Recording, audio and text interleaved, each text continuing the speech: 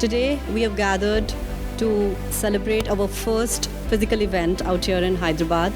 Thanks to all DLC members and our friends over here.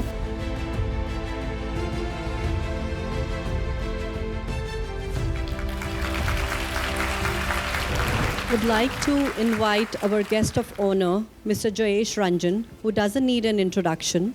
He's the member of the Indian Administrative Service, Principal Secretary of the Industries and Commerce and IT for Government of Telangana, awarded the Royal Order of the Polar Star by His Majesty, the King of Sweden in 2019 for promoting Swedish business interests in India, including the opening of IKEA's first Indian store in Hyderabad. We welcome you on stage, sir.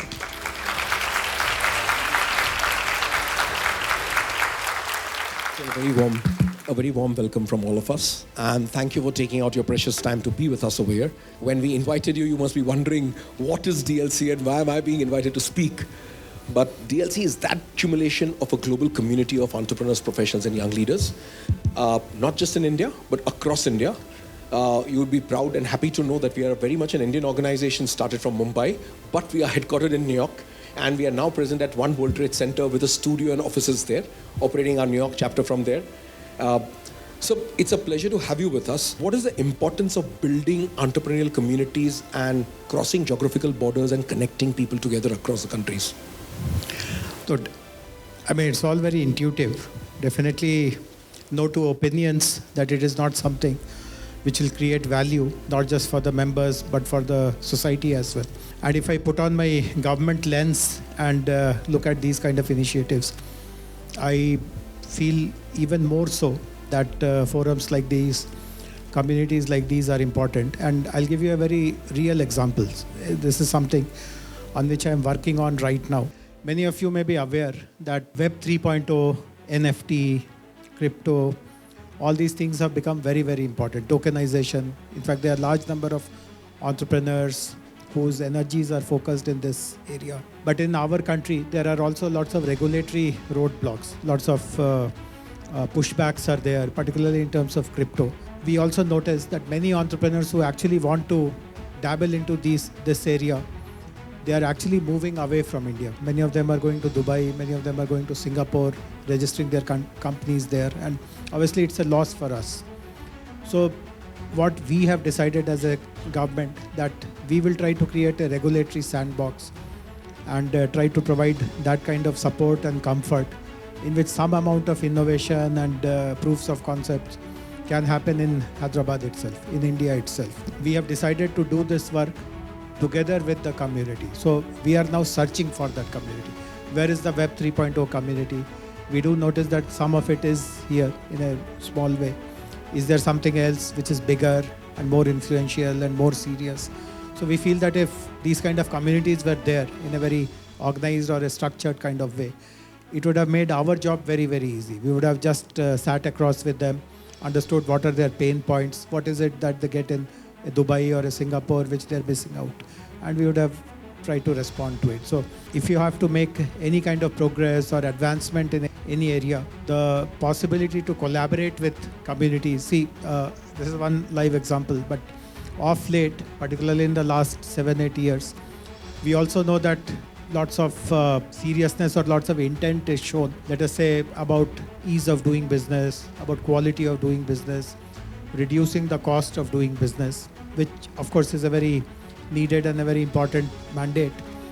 But you will be better doing such things if there is a community with which you can work, whose feedback, whose inputs are very important to you. You are able to respond to something which is very specific and very precise. So we do value the fact that such kind of communities are there. And while you may have different lines of activity that you pursue, but lots of macro issues or some even very basic fundamental kind of issues could be common. And while you do discuss amongst yourselves, some of these can also be helped through interventions from the government or some other regulatory institution, etc. So I do see value from a government point of view. And when you mentioned that bureaucrats are also permitted to kind of enroll in these forums, I do see that point as well. I do appreciate that point as well. Sir, you'll be happy to know that within DLC, we have a technology committee. Our global chair is none other than last year's unicorn boy who's done a $5.2 billion unicorn, Nakul Agarwal, Browser Stack co-founder. We've got stalwarts like Ganesh Natarajan. And our next chapter after New York is opening in Valley. So the whole idea is to make sure that we are at the cutting edge of technology. We realize a lot of content is available on Google, but it's noise. When it comes to entrepreneurs and management, let's say a person like you who has very limited time in his day, but wants to keep his knowledge appraised on design thinking, on environment, on governance, on strategy, on leadership. People like us have to be appraised on human resource, cybersecurity, everything. So we've created within DLC 13 business verticals, invited domain experts and got them to be a part and parcel of that. And technology is very, very critical. In fact, you'll be happy to know that next month at St. Kitts, we are partnering the St. Kitts government across, and DLC is present in St. Kitts on, I think, 12th and 13th of November for the global cryptocurrency conference over there. So the latest and cutting edge that needs to be got on is what we are bringing across on our platform to give to people. Give us a little bit of in-depth idea about how amazing bureaucrats like you change the future and destinies of cities. Because there is so much that you've done in Telangana across over here. Just give a little glimpse of the blueprint that you got for the next 1 year or 1.5 years to come. Of course, I won't take the kind of credit that you are trying to ascribe to me. I play a minor role in the scheme of things. But I understand the process, even though I'm not directly responsible for everything, which is that the attractiveness of Hyderabad for investors, for domestic investors, global investors across domains should always be maintained. I mean, that is the driving force.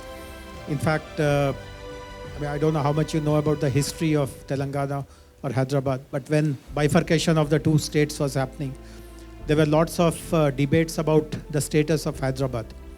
Some people felt that it should be a union territory. It should be neither with Telangana nor with Andhra Pradesh. It should become a self-governing kind of like the union territory of Chandigarh. Right. As Daman or Diu. Or Daman or Diu. Daman or Diu are rather insignificant, but Chandigarh could be a good example.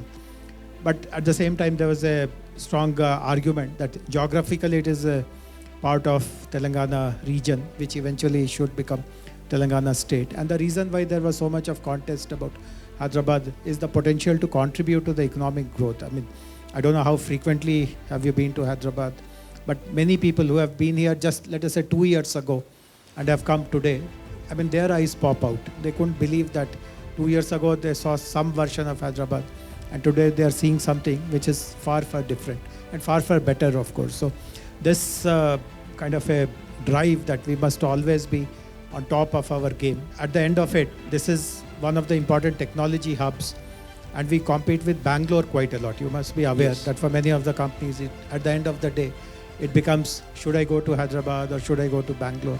Or should I expand there or should I stick here? That kind of question. And we know that Bangalore is losing out massively because of the lack of attention or a complete, let us say, government apathy towards improving their infrastructure, keeping the city world class, despite the fact that some of the most talented people, some of the most brilliant people live there. I don't know much about Bombay, but since you live there, I presume that you also would have felt in some ways about some of the infrastructural deficiencies about Bombay. So we are very conscious about it. That is the drive, that you must always be a step ahead of what the demand or the requirement is. So I'll give you one example, and incidentally I was involved very integrally with that project, so I can speak a little bit about that project. When you come to Hyderabad or when you commute within the city, many times you would have taken an expressway which is called the Outer Ring Road. So it's a 160 kilometers orbital road which circles the city, roughly about 20 to 25 kilometers from the periphery. So I remember I was involved, the agency that I used to work for at that time was constructing this road. And if you actually travel on that road, you'll notice that it is an 8-lane expressway, 4 lanes and 4 lanes. And many traffic experts, domain experts whom we were consulting at that point in time had told us that 4 lanes are more than enough, 2 lanes here and 2 lanes here. And they also told us that there's no traffic projection at all for the next 20-30 years, justifying anything beyond 4 lanes. Plus, Obviously, every additional lane adds to the cost, and it's not a very easy small change to bear. But despite experts telling us otherwise, despite the cost issues that were being raised, we felt that we are investing in something which should last for 100 years, not 20 years or 30 years. And it will not be easy to acquire more lands, widen that road later on. So let us build something once and for all, which will take care of at least 80, 90 years of 100 years of requirement. So that is the underlying DNA, that you develop things to stay ahead of the curve. Precisely. So you'll be happy to know that within DLC, we've created global summits. So each of these domains, once in a year, we plan to converge people from across the world physically into a global summit. And we would definitely come back to you to knock on your office doors and say, for the technology summit, instead of having it across at our global summit headquarters in Lonavala, we should do it within Della, Telangana in Hyderabad over here. Because that will bring all the technology experts across the world. Of course, we have too many of the conferences, but this is the DLC community, which is much more closely knit and tied up together. We've got some of the most prolific people across. So Warren Buffett's ex-CEO, Steve Rogers. We've got deans of universities. In fact, we've got Mr. Soumitra Datta, who's come to the studios personally, the ex-dean of Cornell. He's now currently the dean of Oxford University, to kind of see how we can collaborate programs together on design thinking with his Igacia University. With all your years of experience as a bureaucrat, each night and day you meet entrepreneurs of different categories. What would you advise to established players of MSME segment? What should they focus? Why should they join a global community? How do you think their vision, if it changes, will not only help their own businesses, but help the country overall? Yeah, I'm glad that you have mentioned this. In fact, lots of economists have studied this, lots of planning experts have studied this, that this is a very fundamental flaw in the MSME sector in our country. And if you, for instance, search on the internet, you will find some very, very incisive articles. I can also send some links to you. But many of these articles speak about the fact that MSMEs remain pygmies in this country. The aspiration that they have to become giants, they have to compete on merits, and there's lots of protectionism. So you remain protected, you remain small, you look for some crumbs which the government is throwing at you, some subsidy, some incentive, but there is no intention at all or no drive at all that you should become a giant institution. A giant institution. So you are absolutely right that we need to change that. We look at certain countries where they do things very, very differently as compared to India. So again, I'll give you an example. It's not a country which is known for any great industrial prowess, but at least policy-wise, this is what they do. So this example is from Singapore. Now, Singapore is known for so many other things, but we don't associate it with some great industrial advent, etc. But one very striking policy about Singapore is that the government assists industries only in one way. It doesn't assist you by giving you some power rebate or some subsidies and all. The only support which they get from the government is whatever line of business you are in, the government benchmarks you with the best in the world. So let us say you are manufacturing, let us say, these plastic bottles. So the government will discover for you which country or which company manufactures these the best, what machines they use, what technologies they use, and they will assist you to learn that technology, bring those machines and try to replicate what is happening here. So I guess this is the way forward for Indian MSMEs as well, that they should become world beaters. There is a potential, but for decades altogether, the culture is that let us survive on those crumbs by remaining as pygmies. So you'll be happy to know DLC was launched at the hands of Mr. Nitin Gadkari. We had a discussion on MSMEs and how can DLC play a pivotal role into shaking up the entire ecosystem and trying to build a very strong community which kind of permeates through geographical boundaries, especially in United States, Russia, China, and trying to see how we can get entrepreneurs across the world connected together. So in East, we are doing Hong Kong, Singapore, and Bangkok. It's such a pleasure to speak with you, and thank you.